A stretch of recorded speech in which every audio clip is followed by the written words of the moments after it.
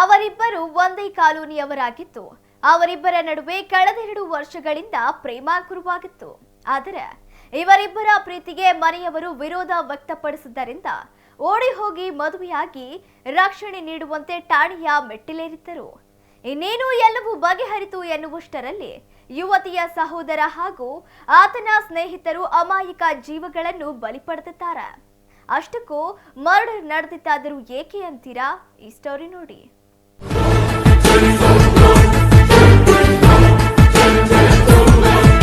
ಪ್ರೀತಿಸಿ ಮದುವೆಯಾಗಿ ರಕ್ಷಣೆಗಾಗಿ ಠಾಣೆ ಮೆಟ್ಟಿಲೇರಿದ್ದ ಜೋಡಿ. ಕಳೆದ 2 ವರ್ಷಗಳಿಂದ ಪರಸ್ಪರ ಪ್ರೀತಿಸುತ್ತಿದ್ದ ಜೋಡಿಗಳು. ಎಲ್ಲವೂ ಬಗೆಹರಿಯುತ್ತೆ ಎನ್ನುವಷ್ಟರಲ್ಲಿ ನಡೆಯಿತು ಡಬಲ್ ಮರ್ಡರ್.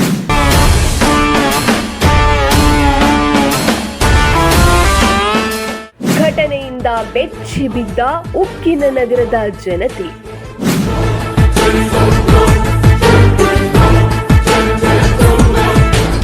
ಶಿವಮೊಗ್ಗ ಜಿಲ್ಲೆಯ ಭದ್ರಾವತಿಯ ಜೈ ಭೀಮ್ ನಗರದ ನಂದೀಶ್ ಹಾಗೂ ಅದೇ ಏರಿಯಾದ ಸೃಷ್ಟಿ ಕಳೆದ 2 ವರ್ಷಗಳಿಂದ ಪರಸ್ಪರ ಪ್ರೀತಿಸುತ್ತಿದ್ದರು. ಮೂಲತಃ ಚನ್ನಪಟ್ಟಣದವರಾಗಿದ್ದ ಸೃಷ್ಟಿ ಭದ್ರಾವತಿಯಲ್ಲಿ ಡಿಗ್ರಿ ವ್ಯಾಸಂಗ ಮಾಡುತ್ತಿದ್ದು, ಓದಿಕೊಂಡೇ ಮೆಡಿಕಲ್ ಶಾಪ್ ಒಂದರಲ್ಲಿ ಪಾರ್ಟ್ ಟೈಮ್ ಕೆಲಸ ಕೂಡ ಮಾಡುತ್ತಿದ್ದು, ಅದೇ ಏರಿಯಾದ ನಂದೀಶ್ ಜೊತೆ ಪ್ರೇಮಾಂಕುರವಾಗಿತ್ತು. ಆದರೆ ಇವರಿಬ್ಬರ ಪ್ರೀತಿಗೆ ಕುಟುಂಬದವರ ವಿರೋಧವಿದ್ದರಿಂದ ಕಳೆದ 3 ದಿನದ ಹಿಂದೆ ನಂದೀಶ್ ಮತ್ತು ಸೃಷ್ಟಿ ಓಡು ಹೋಗಿ ಮದುವೆಯಾಗಿದ್ದು, ಕೊನೆಗೆ ಭದ್ರಾವತಿಯ ಓಲ್ಡ್ ಟೌನ್ ಪೊಲೀಸ್ ಠಾಣೆಯಲ್ಲಿ ತಮಗೆ ರಕ್ಷಣೆ ನೀಡುವಂತೆ ಮನವಿ ಮಾಡಿ ಶುಕ್ರವಾರ ಸಂಜೆ ಠಾಣೆಗೆ ಬಂದಿದ್ದರು. ಆಗ ಸೃಷ್ಟಿ ನಂದೀಶ್ ಮನೆಗೆ ಹೋಗುತ್ತೇನೆ ಎಂದು ಪಟ್ಟು ಹಿಡಿದಾಗ ಸಹೋದರ ಭರತ್ ಕೆರಳಿ ಕೆಂಡದಂತಾಗಿದ್ದ. ತನ್ನ ತಂಗಿ ಸೃಷ್ಟಿ ಮನೆಗೆ ಬರಲು ಒಪ್ಪದಿರಲು ಅವರು ಮದುವೆಯಾಗುವುದಕ್ಕೆ ತಮ್ಮದೇ ಏರಿಯಾದ ಸುರೇಶ್ ಎಂಬಾತ ಕಾರಣ ಎಂದು ಭರತ್ ಆತನನ್ನ ಮಾತುಕತೆಗೆಂದು ಕರೆಸಿದ್ದಾರೆ. ಸುರೇಶ್ ಬರುತ್ತಿದ್ದಂತೆ ಯುವತಿಯ ಅಣ್ಣ ಹಾಗೂ ಆತನ ಸ್ನೇಹಿತರು ಏಕಾಏಕಿ ಚಾಕು ಸೇರಿದಂತೆ ವಿವಿಧ ಮಾರಕಾಸ್ತ್ರದಿಂದ ದಾಳಿ ನಡೆಸಿದ್ದು, ಸುರೇಶ್ ಅಲ್ಲಿಂದ ತಪ್ಪಿಸಿಕೊಂಡಿದ್ದಾನೆ. ಇನ್ನು ಸುರೇಶ್ನ ಜೊತೆಗೆ ಬಂದಿದ್ದ ಮಂಜುನಾಥ್ ಹಾಗೂ ಕಿರಣ್ ಜಗಳ ಬಿಡಿಸಲು ಮುಂದಾದಾಗ ಭರತ್ ಹಾಗೂ ಆತನ ಸ್ನೇಹಿತರು ಮಂಜುನಾಥ್ ಹಾಗೂ ಕಿರಣ್ ಮೇಲೆ ಡ್ರಾಗರ್ ಮತ್ತು ಮಚ್ಚಿನಿಂದ ಭೀಕರ ದಾಳಿ ಮಾಡಿದ್ದು, ಮಂಜುನಾಥ್ ಭದ್ರಾವತಿ ಆಸ್ಪತ್ರೆಗೆ ಸಾಗಿಸುತ್ತಿರುವಾಗ ಮಾರ್ಗ ಮಧ್ಯೆ ಮೃತಪಟ್ಟಿದ್ದರೆ ಕಿರಣ್ ಶಿವಮೊಗ್ಗದ ಮೆಗ್ಗಾನ್ ಆಸ್ಪತ್ರೆಗೆ ಕರೆತರುವ ಮಾರ್ಗ ಮಧ್ಯೆ ಸಾವನ್ನಪ್ಪಿದ್ದಾನೆ. ಇನ್ನು ಗಂಭೀರವಾಗಿ ಗಾಯಗೊಂಡಿರುವ ಸುರೇಶ್ ಶಿವಮೊಗ್ಗದ ಮೆಗ್ಗಾನ್ ಆಸ್ಪತ್ರೆಯಲ್ಲಿ ಚಿಕಿತ್ಸೆ ಪಡೆಯುತ್ತಿದ್ದು, ಪ್ರಾಣಾಪಾಯದಿಂದ ಪಾರಾಗಿದ್ದಾನೆ. ಘಟನೆ ಸಂಬಂಧ ಭದ್ರಾವತಿಯ ಓಲ್ಡ್ ಟೌನ್ ಪೊಲೀಸ್ ಠಾಣೆಯಲ್ಲಿ ಪ್ರಕರಣ ದಾಖಲಾಗಿದ್ದು, ಇದೀಗ ಪೊಲೀಸರು 5ರನ್ನ ಬಂಧಿಸಿದ್ದಾರೆ. ಭದ್ರಾವತಿ ಓಲ್ಡ್ ಟೌನ್ ಪೊಲೀಸ್ ಠಾಣಾ ವ್ಯಾಪ್ತಿಯಲ್ಲಿ ನಿನ್ನೆ ರಾತ್ರಿ ಸುಮಾರು 9:09ವರೆಗೆ ಒಂದು ಕೊಲೆ ಪ್ರಕರಣ ದಾಖಲಾಗಿದೆ. 2 ವ್ಯಕ್ತಿಗಳು ಮೃತಪಟ್ಟಿರ್ತಾರೆ. ಇದು ಬ್ಯಾಕ್ಗ್ರೌಂಡ್ ಏನಿದೆ ಅಂತಂದರೆ, ಒಂದು ಹೆಣ್ಮಗಳು ಸ್ಫೂರ್ತಿ ಅಂತಂದು ಮತ್ತು ನಂದೀಶ್ ಅಂತ ಒಬ್ಬ ಹುಡುಗ.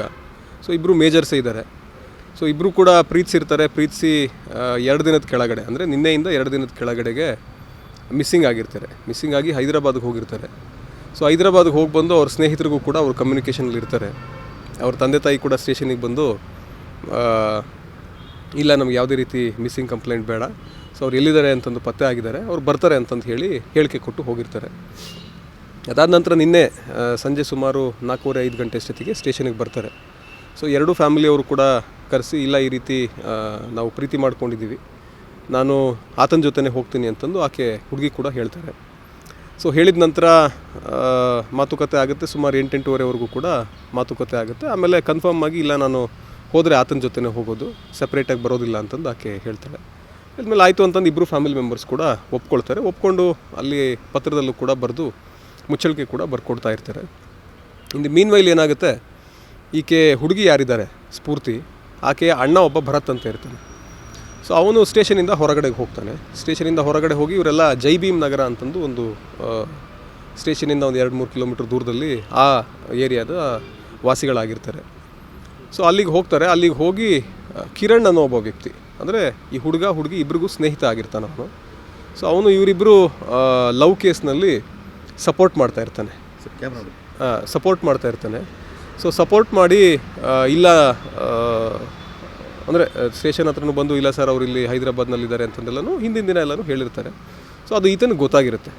ಆಮೇಲೆ ಅವತ್ತು ಕರೆದು ಯಾವಾಗ ಸಂಜೆ ಮಾತಾಡಿದಾಗಲೂ ಕೂಡ ಇವನಿಗೆ ಕನ್ಫರ್ಮ್ ಆಗುತ್ತೆ, ಇಲ್ಲ ಇವನು ಕಿರಣ್ಣನೇ ಹೆಲ್ಪ್ ಮಾಡಿದ್ದಾನೆ ನನ್ನ ತಂಗಿಗೆ ಮತ್ತು ಆತನ ಸ್ನೇಹಿತನಿಗೆ ಅಂತಂದು ಹೇಳಿ ಫೋನ್ ಮಾಡಿಕೊಂಡು ಜೈ ಭೀಮ್ ನಗರಕ್ಕೆ, ಇವರೆಲ್ಲಿ ಎಲ್ಲ ಒಂದೇ ಏರಿಯಾದವ್ರೆ ಇವರು.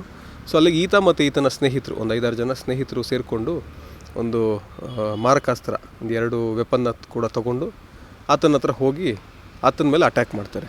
ಆತನ ಜೊತೆ ಸುರೇಶ್ ಅಂತ ಇನ್ನೊಬ್ಬ ಇರ್ತಾನೆ, ಅವನಿಗೂ 25 ವಯಸ್ಸು. ಈಗ ಕಿರಣ್ಗೂ 25 ವಯಸ್ಸು ಮತ್ತು ಸುರೇಶ್ಗೂ ಕೂಡ 25 ವಯಸ್ಸು. ಸೊ ಇಬ್ರಿಗೂ ಕೂಡ ಹಲ್ಲೆ ಮಾಡ್ತಾರೆ. ಹಲ್ಲೆ ಮಾಡೋ ಅಷ್ಟೊತ್ತಿಗೆ ಮಂಜುನಾಥ್ ಅಂತ ಒಬ್ಬ ವ್ಯಕ್ತಿ, ಆ ಏರಿಯಾದ ಒಬ್ಬರು ಯಜಮಾನರು. ಸೊ ಅವರೇನು ಹೇಳ್ತಾರೆ, ಇಲ್ಲ ಯಾಕೆ ಹಿಂಗೆ ಗಲಾಟೆ ಮಾಡ್ಕೋತೀರಿ ಅಂತಂದು ಬಿಡಿಸ್ಲಿಕ್ಕೆ ಅಂತ ಬರ್ತಾರೆ. ಬಿಡಿಸ್ಲಿಕ್ಕೆ ಅಂತ ಬಂದಾಗ ಆತನಿಗೂ ಕೂಡ ಎಲ್ಲ ನೀನೇ ಬಂದು ಎಲ್ಲ ಹಾಳು ಮಾಡ್ತೀಯ, ಯಾವಾಗಲೂ ಏನೇ ಜಗಳ ಆದರೂ ಕೂಡ ನೀನೇ ಬಂದು ಬಿಡಿಸ್ತೀಯ ಅಂತಂದು ಹೇಳಿ ಆತನಿಗೂ ಹೊಡೆದ್ಬಿಡ್ತಾರೆ. ಸೊ ಆತನೂ ಕೂಡ ಸ್ಥಳದಲ್ಲೇ ಮಚ್ಚಿನಲ್ಲಿ ಆಮೇಲೆ ಒಂದು ಶಾರ್ಪ್ ಆಬ್ಜೆಕ್ಟ್, ಒಂದು ಡ್ಯಾಗರ್ ಇರುತ್ತೆ, ಇನ್ನೊಂದು ಮಚ್ಚಿರುತ್ತೆ. ಸೊ ಅದರಲ್ಲಿ ಹೊಡೆದು ಒಬ್ಬ ಅಲ್ಲೇ ಮೃತಪಡ್ತಾರೆ. ಆಮೇಲೆ ಇನ್ನೊಬ್ಬನ್ನ ಆಸ್ಪತ್ರೆಗೆ ಕರ್ಕೊಂಡು ಆಸ್ಪತ್ರೆಯಲ್ಲಿ ಒಂದು 1/2 an hour ಟ್ರೀಟ್ಮೆಂಟ್ ಕೊಟ್ಟು ಆನಂತರ ಆತ ಕೂಡ ಮೃತಪಡ್ತಾನೆ.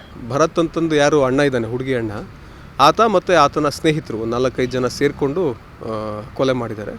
ಕಂಪ್ಲೇಂಟಲ್ಲಿ ಇನ್ನೂ 3-4 ಜನ ಇದ್ದರು ಅಂತಂದು ಹೇಳ್ತಾರೆ. ಈಗಾಗಲೇ ಈ ಪ್ರಕರಣಕ್ಕೆ ಸಂಬಂಧಪಟ್ಟಂತೆ 5 ಜನನ ನಾವು ಅರೆಸ್ಟ್ ಮಾಡಿದ್ವಿ. ನಿನ್ನೆ ಘಟನೆ ಆಗಿ ವಿತಿನ್ 1/2 an hour ಅಷ್ಟು ಜನನೂ ಸೆಕ್ಯೂರ್ ಮಾಡಿದ್ವಿ. ಸೊ ಸೆಕ್ಯೂರ್ ಮಾಡಿ ಇವತ್ತೆಲ್ಲ ಪ್ರೊಸೀಜರ್ಸ್ ಕೂಡ ಮಾಡ್ತಾಯಿದ್ದೀವಿ. ಇನ್ನೂ 3 ಜನ ಇದ್ದರು ಅಂತಂದು ಹೇಳ್ತಾರೆ. ಸೊ ಅದು ಯಾರಿದ್ದಾರೆ ಏನು ಎತ್ತ ಅಂತಂದು ಮತ್ತಷ್ಟು ತನಿಖೆ ಆಗ್ತಾಯಿದೆ. ಅದು ಈಗ 5 ಜನನ ನಾವು ಸೆಕ್ಯೂರ್ ಮಾಡಿದ್ದೀವಿ. ಅವ್ರು ಹೇಳೋದು ಇನ್ನೂ 3-4 ಜನ ಇದ್ದರು ಅಂತಂದು ಹೇಳ್ತಾರೆ. ಸೊ ಅದು ಎಷ್ಟಿದ್ದಾರೆ ಏನು ಎತ್ತ ಅಂತ ತನಿಖೆ ಮಾಡಿ ಅಲ್ಲಿ ಟೆಕ್ನಿಕಲ್ ಎವಿಡೆನ್ಸು ಕೂಡ ಇರುತ್ತೆ ಮತ್ತು ಐ ವಿಟ್ನೆಸ್ ಕೂಡ ಇರ್ತಾರೆ. ಸೊ ಅದನ್ನೆಲ್ಲನೂ ಪರಿಶೀಲನೆ ಮಾಡಿ ಯಾರಿದ್ದಾರೆ ಎಲ್ಲರಿಗೂ ಕೂಡ ನಾವು ಅರೆಸ್ಟ್ ಮಾಡ್ತೀವಿ. ಸರ್ ಠಾಣೆಯಲ್ಲಿ ಅವ್ರ ಫ್ಯಾಮಿಲಿ ಮೆಂಬರ್ಸ್, 2 ಕಡೆ ಫ್ಯಾಮಿಲಿ ಮೆಂಬರ್ಸು ಒಪ್ಕೊಂಡು ಹೇಳಿಕೆ ಎಲ್ಲನೂ ಕೊಟ್ಟು ಬರಿತಾ ಇರ್ತಾರೆ. ಆ ಮಧ್ಯದಲ್ಲಿ ಇವನು ಭರತ್ ಅಂತ ಯಾರಿದ್ದಾನೆ ಅವನು ಹೋಗ್ತಾನೆ ಒಂದು 1/2-3 ಗಂಟೆ ಮುಂಚಿತವಾಗ್ಲೇ ಒಂದು 8-8:30 ಅಷ್ಟೊತ್ತಿಗೆ ಹೊರಗಡೆಗೆ ಒಂದು ಅವರು ಜೈ ಭೀಮ್ ನಗರ ಅಂತ ಏನಿದೆ ಅವರು ವಾಸವಾಗಿರ್ತಕ್ಕಂಥ ಸ್ಥಳ, ಅಲ್ಲಿ ಹೋಗಿ ಗಲಾಟೆ ಮಾಡ್ಕೋತಾರೆ. ಮುಂಚೆ ಏನಾಗಿರುತ್ತೆ, ಇವನು ಯಾರು ಕಿರಣ್ ಅಂತ ಇರ್ತಾನೆ ಆತನಿಗೂ ಮತ್ತು ಹುಡುಗಿ ಅಣ್ಣನಿಗೂ ಕೂಡ ಕೆಲವೊಂದು ವಿಚಾರಗಳಲ್ಲಿ ಮನಸ್ತಾಪ ಕೂಡ ಇರುತ್ತೆ. ಎಲ್ಲ ಒಂದೇ ಏರಿಯಾದವ್ರು ಇರೋದ್ರಿಂದ, ಎಲ್ಲ ಸಿಮಿಲರ್ ಏಜ್ನವ್ರು ಇರೋದ್ರಿಂದ ಕೆಲವೊಂದು ವಿಚಾರಗಳಿಗೆ ವಾಗ್ವಾದಗಳು ಕೂಡ ಆಗಿರ್ತವೆ. ಸೊ ಅಕ್ಕಪಕ್ಕ ಏರಿಯಾದು ಅಂದರೆ ಅಕ್ಕಪಕ್ಕದ ಮನೆಯ ಹುಡುಗರುಗಳಾಗಿರ್ತಾರೆ ಇವರು. ಸೊ ಅದು ಇಲ್ಲಿ ಯಾವಾಗ ಇವನು ತಂಗಿಗೂ ಕೂಡ ಈತನೇ ಮುಖ್ಯ ಕಾರಣ ಅಂತಂದು ಗೊತ್ತಾಯಿತು, ಆವಾಗ ಅದು ವಿಕೋಪಕ್ಕೆ ಹೋಗುತ್ತೆ. ಭದ್ರಾವತಿಯ ಜೈ ಭೀಮ್ ನಗರದಲ್ಲಿ ಆಗಮಿಸಿದ ಓಲ್ಡ್ ಟೌನ್ ಠಾಣೆ ಪೊಲೀಸರು ಪರಿಸ್ಥಿತಿಯನ್ನ ತಿಳಿಗೊಳಿಸಿದ್ದು ಬಿಗಿ ಪೊಲೀಸ್ ಬಂದೋಬಸ್ತ್ ಕೈಗೊಂಡಿದ್ದಾರೆ. ಕೊಲೆಯಾದ 2 ಮೃತದೇಹವನ್ನ ಶಿವಮೊಗ್ಗ ಮೆಗಾನ್ ಜಿಲ್ಲಾಸ್ಪತ್ರೆಯಲ್ಲಿ ಮರಣೋತ್ತರ ಪರೀಕ್ಷೆ ನಡೆಸಿ ಕುಟುಂಬಸ್ಥರಿಗೆ ಹಸ್ತಾಂತರ ಮಾಡಲಾಗಿದ್ದು, ಶವಗಾರದ ಮುಂಭಾಗ ಕುಟುಂಬಸ್ಥರ ಆಕ್ರಂದನ ಮುಗಿಲು ಮುಟ್ಟಿತ್ತು.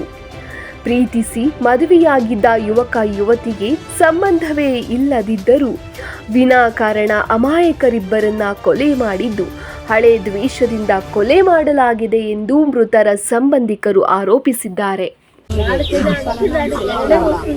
ಆ ಚಾಟಿನ ಹಾಕ್ಸ್ಕೊಂಡಿದ್ದ, ಅದನ್ನು ಧಾರವಾಡಕ್ಕೆ ಹೋಗಿ ತೆಗೆಸ್ಕೊಂಡು ಬಂದವನು. ಅಮ್ಮ ಏನೇ ಆದ್ರೂ ಬಿಡಲ್ಲಮ್ಮ, ನಾನು ಇದನ್ನ ಡಿಗ್ರಿ ಕಂಪ್ಲೀಟ್ ಮಾಡ್ಕೊಂಡಾಗ ಅದ್ರ ಮೇಲೆ ಹಾಕ್ಬೋದು ಅಪ್ಲಿಕೇಶನ್ ಅಂತ ಉಳ್ಕೊಂಡವನು.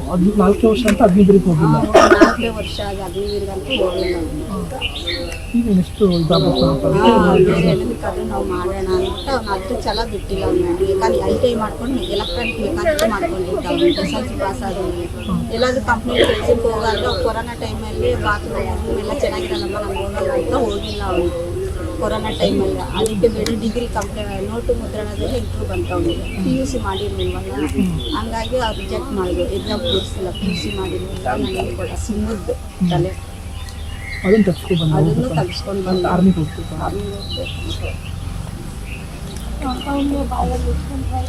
ಅಂಥವ್ನಿಗೆ ಅವ್ರು ಹಾಕ್ಕೊಂಡ್ರಲ್ಲ, ಎಲ್ಲರ ಹತ್ರನೂ ಚೆನ್ನಾಗಿದ್ದ ಅವನು, ಯಾವ ರೀತಿ ಇಲ್ಲ.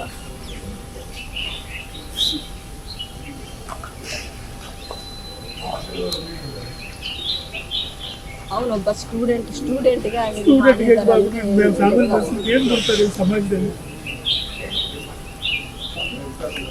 ಇನ್ನ ಕಾಲೇಜ್ ಅವ್ರಿಗೆ ಗೊತ್ತಿಲ್ಲ ಅನ್ಸುತ್ತೆ. ಅವರೇ ಫೋನ್ ಅವ್ರ ಫ್ರೆಂಡ್ ಹತ್ರ ಇದೆ ಅವನು. ಸರಿ. ಒಟ್ಟಿನಲ್ಲಿ ನಂದೀಶ್ ಮತ್ತು ಸೃಷ್ಟಿ ಜೀವನ ಚೆನ್ನಾಗಿರಲಿ ಎಂದು ಗಲಾಟೆ ತಡೆಯಲು ಹೋದ 2 ಜೀವಗಳು ಬಲಿಯಾಗಿದ್ದರೆ ಇತ್ತ ಭರತ್ ಸೇರಿ 5ರನ್ನ ಪೊಲೀಸರು ಬಂಧಿಸಿದ್ದಾರೆ. ಏನೇ ಆಗಲಿ ಘಟನೆಯಲ್ಲಿ 2 ಅಮಾಯಕರು ಬಲಿಯಾಗಿದ್ದು ಮಾತ್ರ ನಿಜಕ್ಕೂ ದುರಂತ.